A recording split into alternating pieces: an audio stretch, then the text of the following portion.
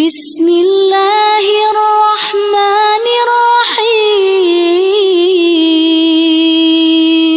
بھی ڈیلنگ ہو رہی ہو نا, پیسوں کا کوئی بزنس ہو رہا ہے, آپ کا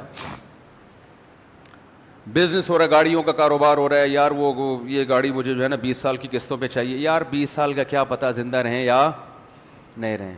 فوراً بولنے کا اثر پڑتا ہے انسان پر, آہستہ آہستہ ذہن بنتا ہے. کچھ کم کر لو, 10 سال پہ لے آؤ. کسٹمر 20 سال کہہ رہا ہے, آپ کس پہ لے آئیں؟ بولے ابے 20 سال میں تو بھائی 10 سال پہ لے آؤ. 10 سال پہ آ گیا تو بولا یار بھروسہ تو اس کا بھی نہیں ہے, تو اب آپ ایسا کرو, اگر آپ اس دوران مر گئے تو کیا ہوگا؟ یہ قسطیں تمہارا باپ بھرے گا. مطلب یہ کہ یہ قسطیں کون بھرے گا پھر؟ صحیح ہے نا.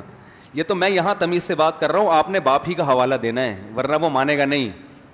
یہ نا مالی معاملات پہلے سے کیا کیا کریں. میں لوگوں کے مالی معاملات دیکھ کے حیران ہو رہا ہوں کہ ایسے بڑے بڑے سودے کر رہے ہیں اور ایسے کرتے ہیں جیسے ان کو یقین ہے کہ میں نے زندہ رہنا ہے. او بھائی ابھی لکھو, ابھی میں مر گیا تو کیا ہوگا. مجھے ایک بینک والے آفر کر رہے تھے کہ آپ قسطوں پہ مکان لے لیں نا. بینک والے کہہ رہے تھے کہ ہم آپ کو آسان قسطوں پہ ایک مکان دلوا دیتے ہیں. میں نے کہا کتنے سال کی؟ انہوں نے کہا کہ اتنے سال کی. میں نے کہا اگر میں کل مر گیا, یعنی آج ایگریمنٹ کرتا ہوں اور یہ قسطیں بھرنا شروع کرتا ہوں اور میں 3 مہینے بعد مر گیا, پھر کیا ہوگا؟ تو لوگ ایسے سوالات سے کیا کرتے ہیں, ایک مثال دے رہا ہوں میں, تعجب کرتے ہیں کیوں بھائی, کیوں مر گئے, کیوں مر گئے بھائی. مر سکتا ہے کوئی بھی, کسی ٹائم مر سکتا ہے. اس کا پہلے سے بتاؤ کہ ہوگا کیا. اگر ہم بالفرض لے لیں آپ مر گئے.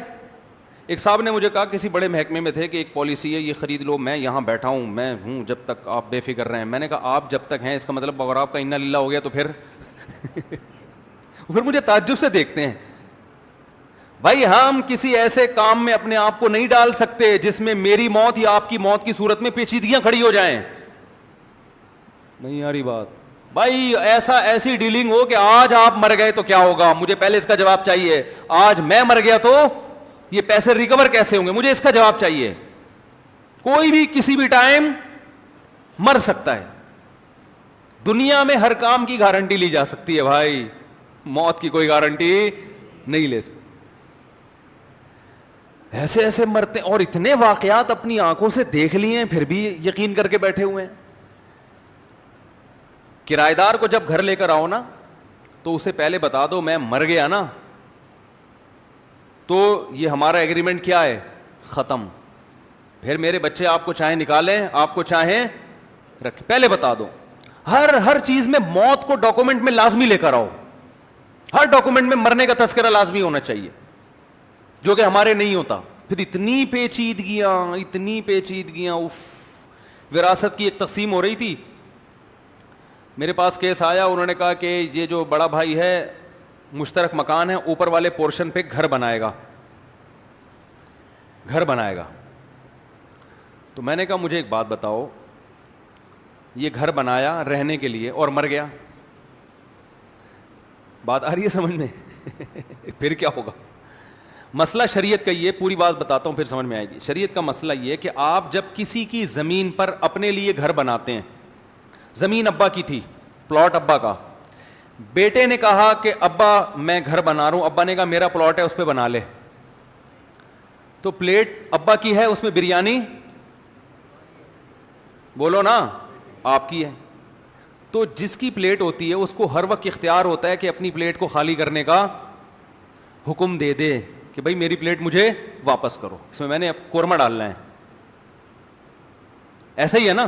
تو شرعی مسئلہ یہ ہے کہ کسی کے پلاٹ پہ جب آپ گھر بنائیں تو جو جس کا پلاٹ ہے اس کو ہر وقت اختیار ہے کہ وہ گھر توڑ کے کہ اپنی تعمیر توڑ کے لے جاؤ یہاں سے, اس کو ہر وقت یہ رائٹ حاصل ہے, ہر وقت حق حاصل ہے. یہ اب لوگ کیونکہ اس پر عمل نہیں کرتے, وہ ابا سے اس وقت تعلقات بہت اچھے ہوتے ہیں اور آگے کا سوچا نہیں ہو سکتا کہ یہ بھی ہو سکتا ہے, یہ بھی ہو سکتا ہے, تو بنا رہے ہوتے ہیں کہ کون خالی کرنے کا حکم دے گا. ابا کیوں کہیں گے کہ توڑ کے لے جاؤ, ابا ہیں بھائی ہیں.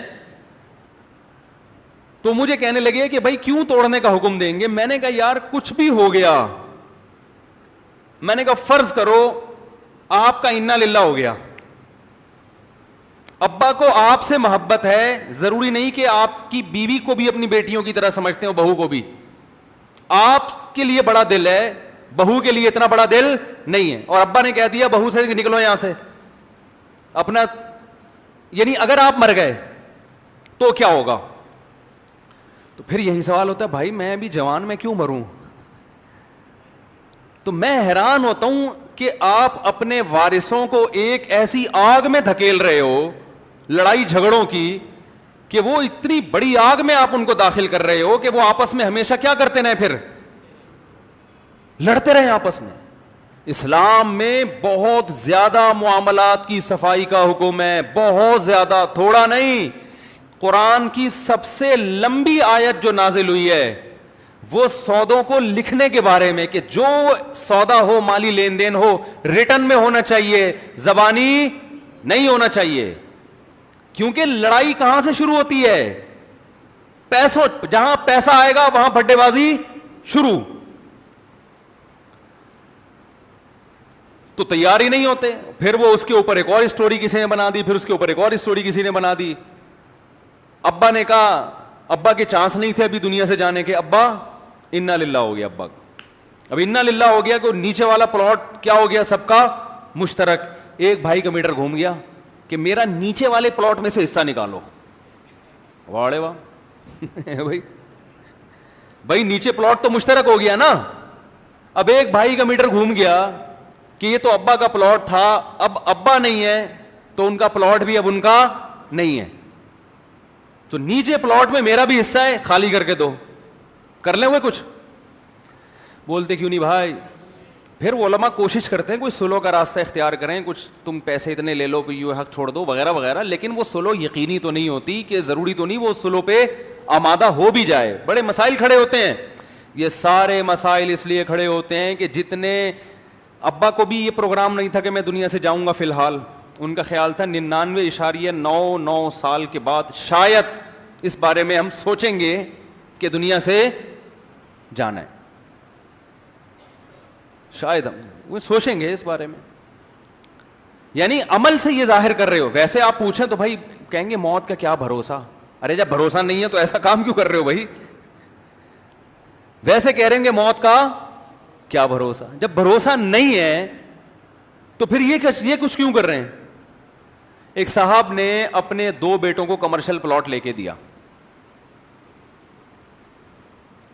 اور کمرشل پلاٹ لے کے دیا تو کہنے لگے کہ وہ یہ 2 بالکل غریب غربا ہیں, یہ کمرشل پلاٹ میں ان کو دے رہا ہوں. میں نے ان صاحب سے کہا ان کو ہینڈ اوور کر دیں تو پھر یہ مالک بنیں گے, قبضے میں نہیں دیا تو مالک نہیں بنیں گے. انہوں نے کہا میں بنا کے دے دوں گا ان کو. میں نے کہا بنانے سے پہلے آپ کا انا للہ ہو گیا تو؟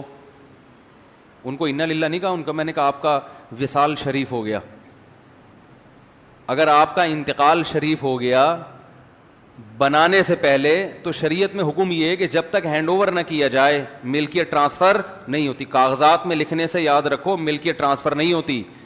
ارے آپ نے دکان بنا کے اپنے بیٹے کے کاغذات, بیٹے کے نام کر کے کاغذات پکڑا دیے تو شرعی طور پر ملکیت منتقل نہیں ہوئے. چابیاں دیں اس کو بٹھائیں گے, قبضہ ہوگا تو پھر ہوگا. تو میں نے کہا یہ پلاٹ ہینڈ اوور کر دیں. پلاٹ ہینڈ اوور کیسے ہوتا ہے کہ جا کے نشان ہو اور بچہ وہاں جا کے کھڑا ہو جائے اور وہ تصرف, اس کو حق حاصل ہو جائے کہ اب میں جو چاہے کروں اس میں. تو انہوں نے کہا نہیں ابھی تو میں یہ سب بنا دوں, بنا کے بنایا دوں گا. میں نے کہا اس سے پہلے آپ کا انتقال ہو گیا تو بڑے کے چکر میں, زیادہ کے چکر میں چھوٹے سے بھی جائیں گے. تو انہوں نے کہا نہیں ابھی کیوں انتقال ہوگا, ابھی تو میں ٹھیک ٹھاک ہوں. ہو گیا انتقال. صحیح ہے نا, کیا ہو گیا, انتقال ہو گیا. اور میں نے دیکھا ہے کہ جو اپنے بارے میں یہ طے کر کے بیٹھا نا کہ انتقال نہیں ہوگا, اس کا جلدی ہوتا ہے, وہ تو پہلے ہی نکل جاتا. اللہ کہتے ہیں تو کس خوش فہمی میں مبتلا ہے, وہ تو پھر بھی ذہن میں ہے اس کے. تو حرکتوں سے پتہ چل رہا ہے کہ مرنے کے لیے تیار نہیں. مولایا صلی وسلم دائما